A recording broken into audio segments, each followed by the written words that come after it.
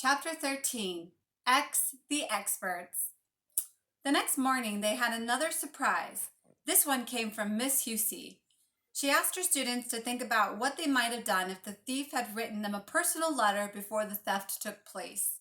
A letter delivered to their home. You mean like one of the 3 letters the thief talked about? Asked Calder. Not necessarily. We're just inventing a situation, Miss Hussey answered with some of her old "we're in this together and it might be dangerous" tone. Hearing the undercurrent of excitement, her class grew quiet. Miss Hussey went on to explain that this letter would have asked anonymously for their help, say the thief had offered lots of money, promised that the cause was honorable, and, last but not least, threatened their life if they showed the letter to anyone else. Petra scribbled Calder a quick note. The letter that blew away from me that day on Harper Avenue, it sounded just like this, except I didn't get to finish it and don't remember the threat. As Calder read Petra's note, Miss Hussey was saying, "This is a question of judgment. It's not clear in your letter if the thief is good or bad. I'm interested in what you might do. And Calder, could I keep that, please? You know I don't allow those kinds of communications during class." Calder flashed an uh-oh look at Petra, who had slumped down in her seat. He stepped carefully over Denise's outstretched foot as he handed Miss Hussey the note. She popped it into her pocket.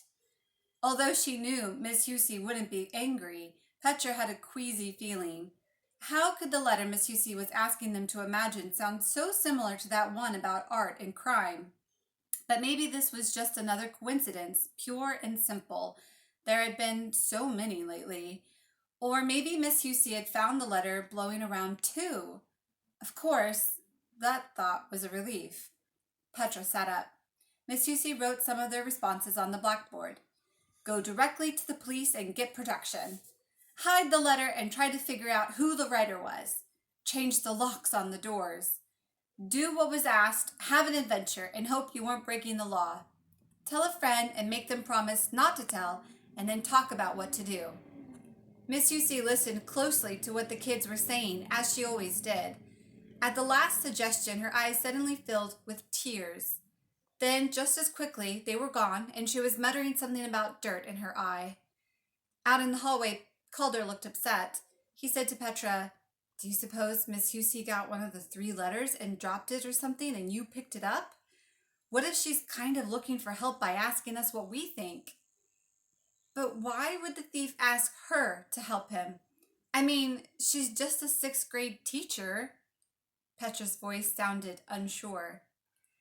Good people sometimes get caught in bad things.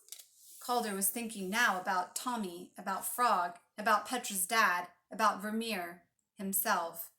Should Miss Hussey be added to the list? As if he or she were playing on Petra and Calder's fears, the thief resurfaced the next morning. A full-page ad appeared in newspapers around the world.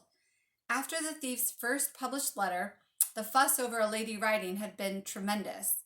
The catchy phrase, "You will come to agree with me," the message found inside the packing box after the painting was stolen, had been picked up everywhere. It appeared spray-painted on subway cars, on walls, and on the sides of buildings in New York City, in Chicago, in Tokyo, in Amsterdam.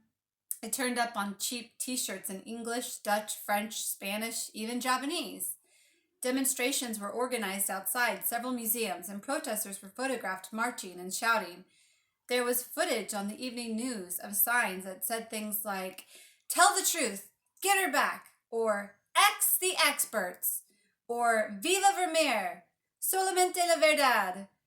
Museum officials had days when they had to scurry protected by police through noisy crowds to get to work.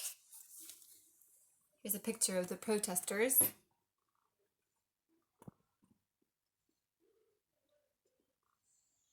Any clues?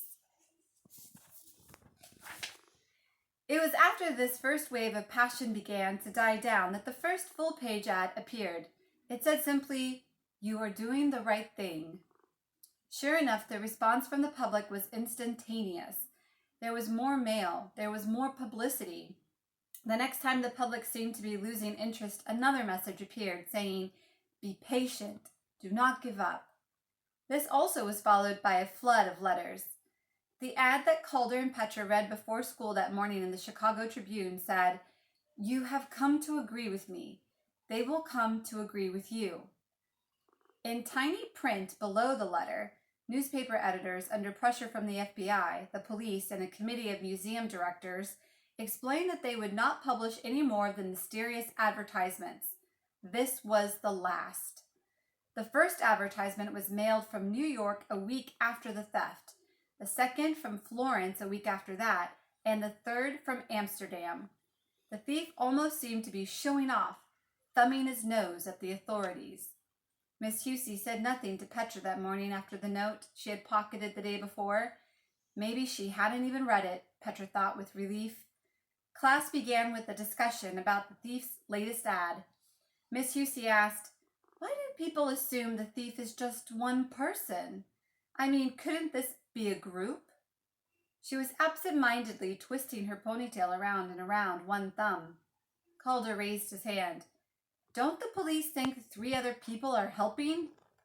"I don't know," Miss Hussey said. "Do they? I guess it depends on what is considered helping, and whether those 3 letters even exist." She looked so genuinely concerned that Petra and Calder began to wonder if they had jumped to silly conclusions the day before. One thing was clear to the 6th graders.